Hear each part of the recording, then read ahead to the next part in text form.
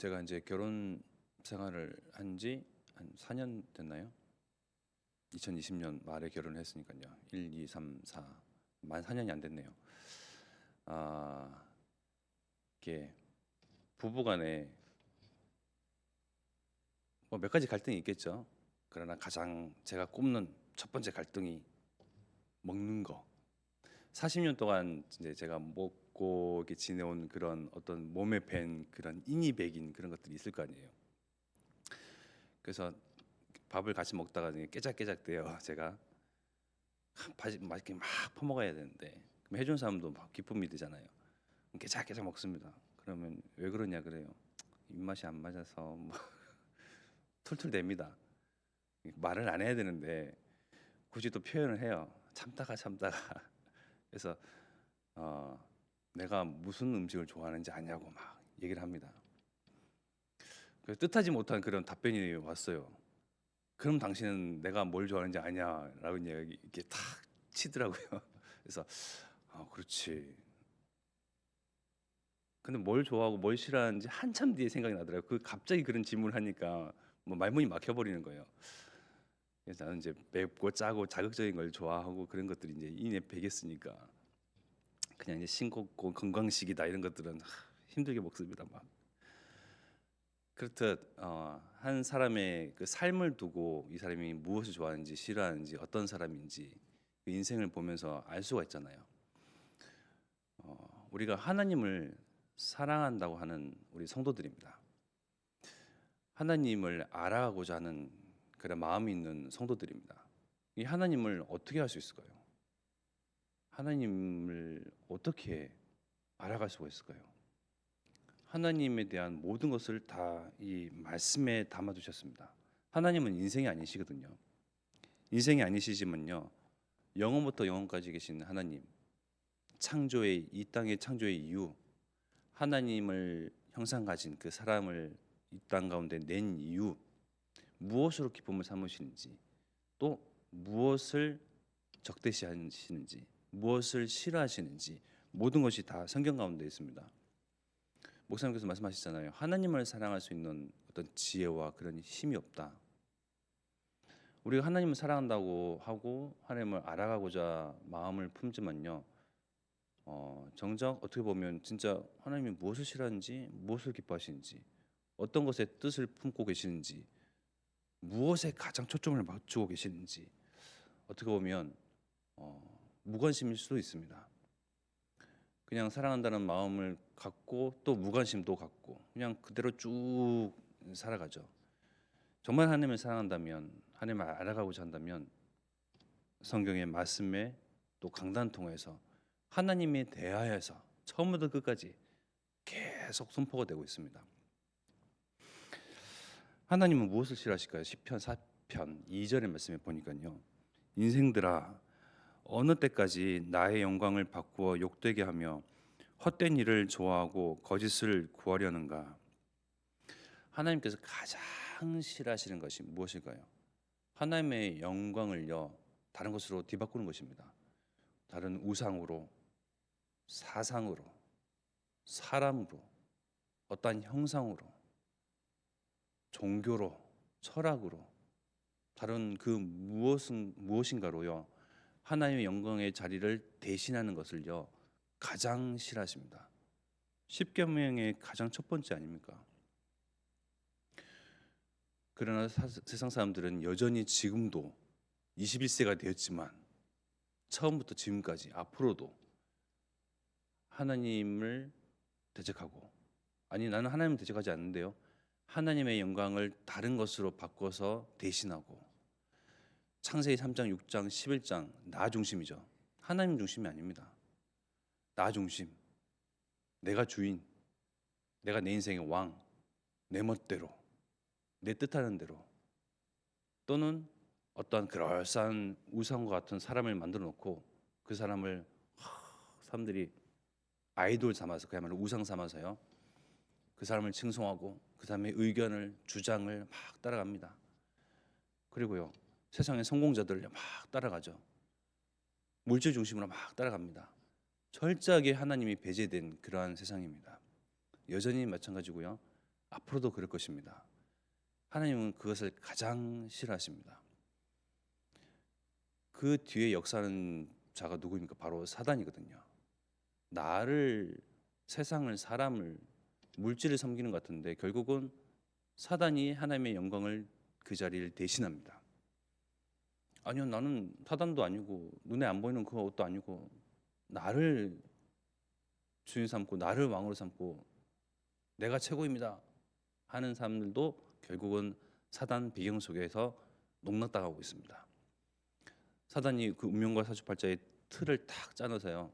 그 가운데 성공도 찔끔, 실패도, 또 큰 뭔가 쟁취도, 거기도 실패도, 사단의 그러한 계략 가운데에 살아가고 있죠. 결국은 사단을 숭배하는 것이고요. 결국은 사단의 중심으로 살고 있는 사람들입니다.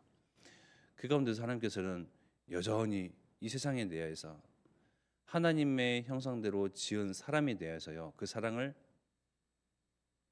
지금도 여전히 품고 계시며 나타내고 계시며 우리에게 복음을 주시사 이 복음을 통해서 다시금 회복시키기를 원하신 것이요, 하나님의 가장 큰 기쁨입니다.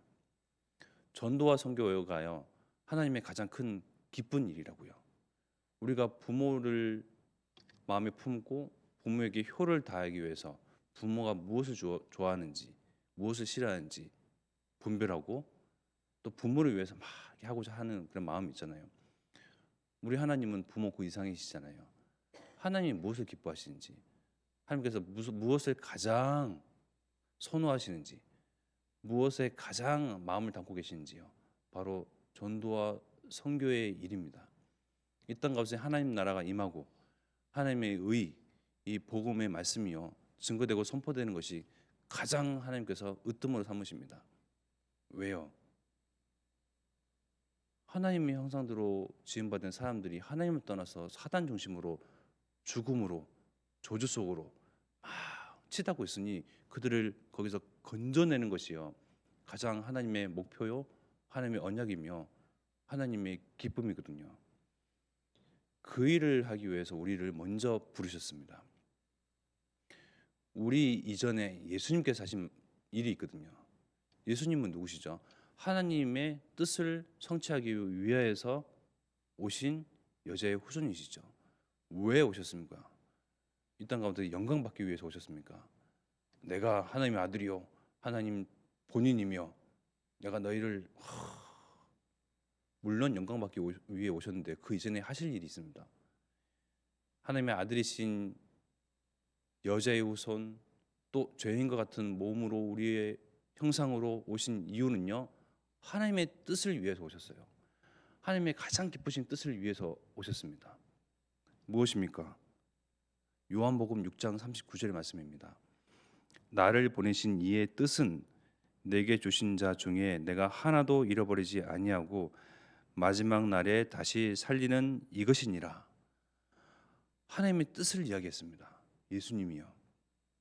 가장 목적된 바가요, 예수님에게 붙이신 영혼들, 예수님을 통해서 살리실 그 영혼들, 앞으로 올 후대들, 이들을 하나도 잃어버리지 아니하고 내게 붙이신 영혼들 다 살리는 것이 예수님의 목표요 뜻이요 하나님의 언약을 성취하기 위해서요, 예수님이 가장 달려나가고 정말 생을 다하고 피땀 흘리신 목적과 뜻입니다. 이 일을 위해서 십자가 지셨습니다. 로마서 5장 8절, 우리가 아직 죄인 되었을 때에 그리스도께서 우리를 위하여 죽으심으로 하나님께서 우리에 대한 자기의 사랑을 확증하셨느니라. 예수님을 죽여버리심으로써, 예수님을 십자가에 못 박게 하심으로써 우리에 대한, 나에 대한 하나님의 사랑을요, 땅땅땅 이만큼 사랑한다, 이만큼 너희를 생각한다. 우리에 대한 그 사랑과 우리에 대한 애정과 우리에 대한 마음과 우리에 대한 그 뜻을요, 예수님을 통해서 확증시키셨어요. 확증해 버리셨습니다. 이 하나님의 사랑을요, 이제는 우리는 세상 가운데서 이웃과 지인과 가정과 가문과 237과 5총 종족과 어디입니까? 호남과 세계와 후대, 결국은 모든 사람들에게 증거하는 것이요 하나님의 뜻이며 우리가 달려나갈 그 표대입니다. 이번에 캠프를 갔다 왔잖아요. 캠프를 갔다 와서 물론 여러 새 생명이 또한 이제 얻어지기도 했습니다. 하나님께 돌아오기도 했고요. 무엇보다 이제 캠프가 진행되면서 제가 이제 보는 바는 결국 하나님의 뜻을 이룰 자들은 여기 앉아 계신 분들이거든요. 예수님도 하나님의 뜻을 성취하시기 위해서 오셨는데 예수님 이후에는 누가 하나님의 뜻을 성취하시겠습니까? 바로 전도자 저와 여러분들입니다.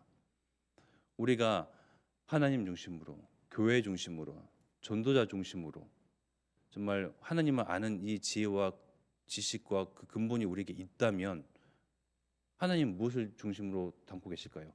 하나님 중심, 교회 중심, 전도자 중심으로 가기를 원하시거든요. 그를 통해서 하나님의 뜻을 하나님께서는 이루십니다. 이러한 저런 만남들이 있잖아요. 또 장로님들이 거기 계신 장로님들에게, 또 여기에 계신 권사님들이 거기 계신 권사님들에게 권면하고 또 말씀을 전하고 또 이런저런 이야기와 포럼들을 하면서요 느껴지는 그 바가 전도자와 또 강단과 교회 중심을 이야기를 하시더라고요. 그래서 제가 느끼는 바가요 참 귀하다 그리고 맞다. 그러니까요 결론은 결국은 한 마음이고 한 방향이다. 한 마음이고 한 방향. 호남 세계 후대 복음화를 위한 그 한 마음, 한 방향. 결국 이것은요 하나님의 마음이거든요. 하나님의 기뻐하신 뜻입니다. 2, 3, 7가 5천 종족 부른 뒤에 이르기까지 우리 여기서 기도하고 또 뭐 헌신하는 바는 헌신하고 또 드릴 것은 드리고 그것이 결국은 하나님을 사랑하기 때문에 하나님을 사랑할 수 있는 그 힘이 우리에게 있기 때문에 부른 뒤를 향하여서도 우리가 기도하잖아요. 또 작정 헌금을 하기도 합니다.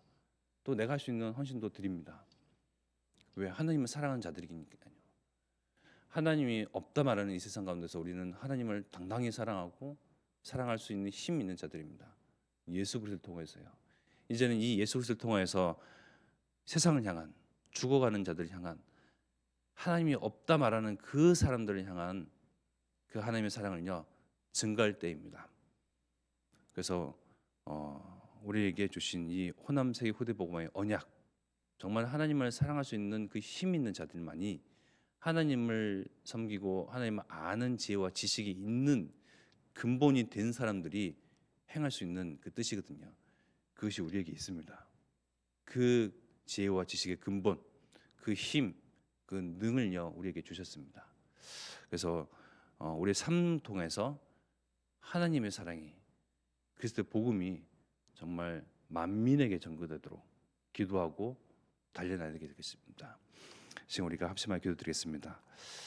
하나님을 경외하는 지식이 그리고 지혜가 그 힘이 능력이 그리고 그 근본이 우리에게 와 있습니다. 이것 가지고 이제는 정말 세상을 살리고 후대를 살리고 또 호남을 살리는 그러한 하나님의 뜻을 성취할 하나님의 뜻을 이룰 하나님의 성도요 하나님의 자녀로 정말 서게 하시고 이를 위해서 앞서 세우신 우리 전도자 유건수 목사님과 담임 목사님에게 오늘도 성령 충만과 오력 주시사 가는 곳에 정말 하나님의 뜻이 성취되게 하시며 하나님의 뜻을 이룰 그 문을 여시며 하나님께서 능력으로 함께 하옵소서. 시간 합심하여 기도드리겠습니다.